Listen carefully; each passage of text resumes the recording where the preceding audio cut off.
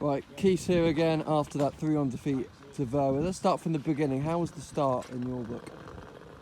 I'd say it was horrendous, and then I thought we were building ourselves into a game, and then obviously conceding the goal.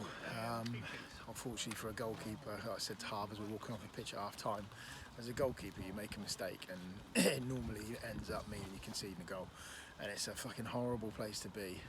You make a mistake at centre midfield, you've got other players to cover you, so it's hard because he's come in and half played a lot for us last year, and he's a fucking cracking little keeper, sorry for language. He's a nice kid as well, so it's not very nice that's happened, and then I think that then obviously then their tails got up and sort of affected the game a little bit. What do you think the main sort of problem was today that we didn't match Verwood in terms of the battles? I think like the second balls we weren't great at reacting to. We certainly weren't ruthless enough in defence or going forward. Going forward, we had enough chances there today to win a game, but you can't concede poor goals like that, and that's happened too much this season. It's got to stop. Fair few yellow cards today. Is that just sort of frustration creeping into the players a little bit, or do you think it was just one of those sorts of games? A bit of frustration.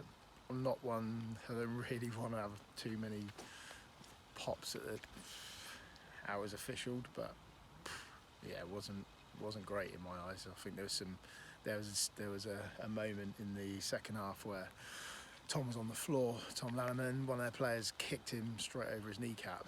The ref's looking at it because I'm seeing it right in front of us, and then nothing given. Yes, but you can't blame that on the ref. The performance and the loss purely on us, 100% on us. Yeah, it might change the game, but on us. You can't concede poor goals like that and then not go and score up the other end.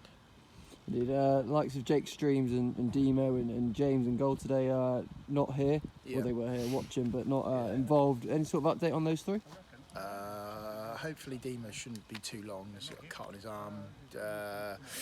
Jem's got a scan on his knee. It's blown up since the last game. And then Jake's just said 2 weeks back before training. So they're three big players to miss as well. So you've got to take that into account. But yeah, we should have done a lot better. What's the sort of message finally going into next week against these cows?